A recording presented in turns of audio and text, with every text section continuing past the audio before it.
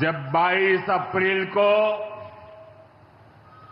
पहलगाम में आतंकी हमला हुआ था, 26 निर्दोष लोगों की इतनी बेरहमी से हत्या कर दी गई। उनके परिवार की पीड़ा, उन बच्चों का दुख, उन बेटियों की वेदना, मेरा हृदय बहुत तकलीफ से भर गया था। तब मैं बाबा विश्वनाथ से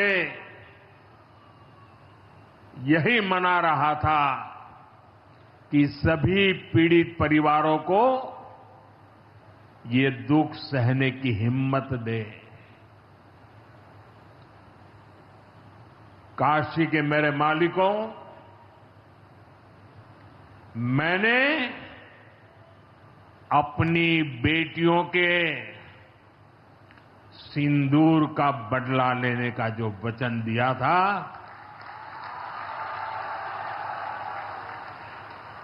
वो भी पूरा हुआ है। ये महादेव के आशीर्वाद से ही संभव हुआ है। मैं ऑपरेशन सिंदूर की सफलता को उनके चरणों में समर्पित करता हूं।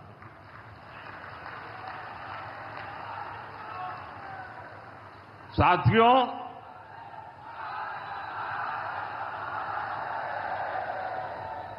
इन दिनों जब काशी में गंगा जल लेकर जाते हुए शिव भक्तों की तस्वीरें जब देखने का अवसर मिल रहा है, दिव्य तस्वीरें, और खासकर सावन के पहले सोमवार को जब हमारे यादव बंधु बाबा का जलाभिषेक करने निकलते थे, गौरी केदारेश्वर से कंधे पर गंगा जल लेकर यादव बंधुओं का समूह, कितना मनोरम दृश्य होता है। डमरू की आवाज, गलियों में कोलाहल, एक अद्भुत भाव विश्व पैदा होता है। मेरी भी बहुत इच्छा थी कि सावन के पवित्र महीने में बाबा विश्वनाथ और मार्कंडेय महादेव के दर्शन करूं, लेकिन मेरे वहां जाने से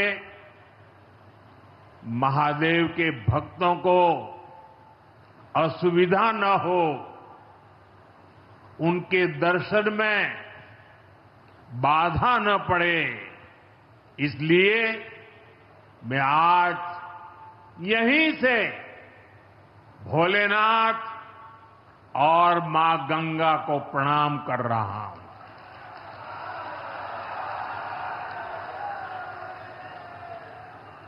हम सेवापुरी के ई मंच से बाबा काशी विश्वनाथ के प्रणाम करत है।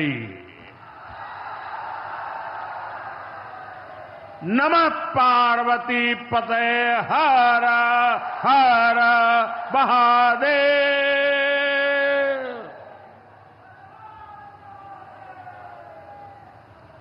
साथियों, कुछ दिनों पहले मैं तमिलनाडु में था। मैं वहां 1000 साल पुराने एक ऐतिहासिक मंदिर गया था, गंगईकोंडा चोलापुरम मंदिर। ये मंदिर देश की शैव परंपरा का एक प्राचीन केंद्र है। ये मंदिर हमारे देश के महान और प्रसिद्ध महान राजा राजेंद्र चोल ने बनवाया था। राजेंद्र चोल ने उत्तर भारत से गंगा जल मंगवाकर उत्तर को दक्षिण से जोड़ा था। 1000 साल पहले अपनी शिव भक्ति और शैव परंपरा के जरिए राजेंद्र चोल ने एक भारत श्रेष्ठ भारत का उद्घोष किया। आज काशी तमिल संगमम जैसे प्रयासों के जरिए हम उसे आगे बढ़ाने का एक नम्र प्रयास कर रहे हैं। और मैं जब अभी गंगईकोंडा चोलापुरम गया तो मेरे लिए बहुत संतोष की बात है कि 1000 साल बाद आपके आशीर्वाद से मैं भी गंगा जल लेकर वहां गया था। मां गंगा के आशीर्वाद से बहुत ही पवित्र माहौल में वहां पूजा संपन्न हुई। गंगा जल से वहां जलाभिषेक करने का सौभाग्य प्राप्त हुआ। साथियों, जीवन में ऐसे अवसर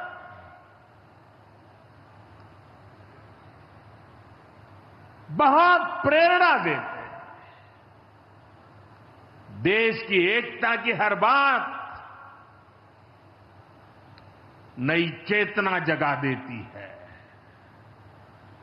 और तभी तो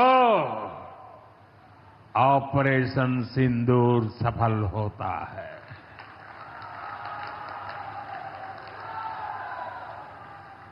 एक 140 करोड़ देशवासियों की एकता ऑपरेशन सिंदूर की ताकत बन जाती है। साथियों,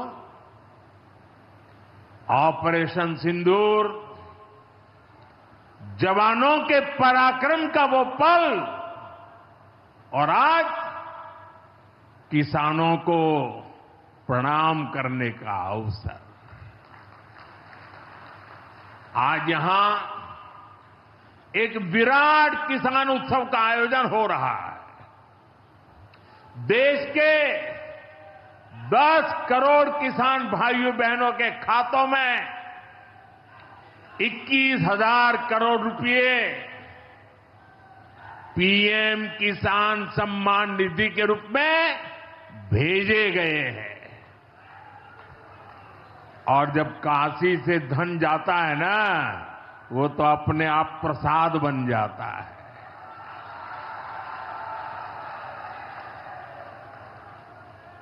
₹21,000 करोड़ रुपया किसानों के खाते में जमा। साथियों, आज यहां भी 2,000 करोड़ रुपए से ज्यादा की विकास परियोजनाओं का लोकार्पण और शिलान्यास भी हुआ है। बाबा के आशीर्वाद से काशी में विकास की अविरल धारा मां गंगा के साथ साथ आगे बढ़ रही है।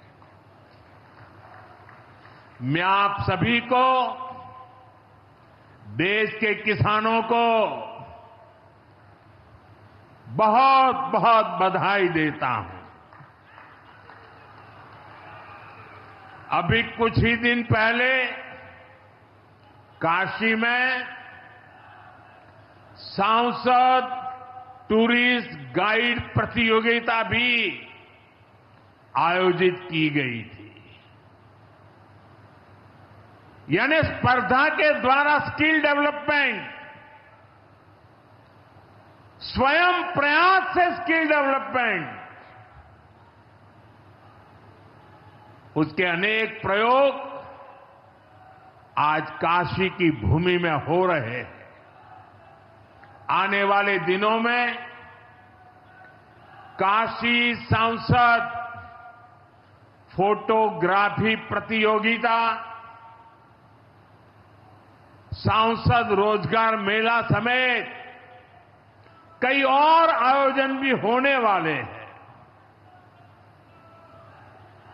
मैं यहां सरकार के सभी मुलाजिमों को, सरकार के सभी अधिकारियों को भी सार्वजनिक रूप से बहुत बहुत बधाई देता हूं, ताकि वे जनभागीदारी से युवा पीढ़ी को जोड़ करके ऐसे अद्भुत कार्यक्रमों की रचना करते हैं और सफलतापूर्वक उसको आगे बढ़ाते हैं। इस काम में जुड़े हुए सभी अधिकारी भी बहुत बहुत बधाई के पात्र हैं। जो ये प्रतियोगिता में हिस्सा ले रहे हैं, उनको भी मेरी बहुत बहुत शुभकामनाएं हैं। साथियों, हमारी सरकार निरंतर किसानों की खुशहाली के लिए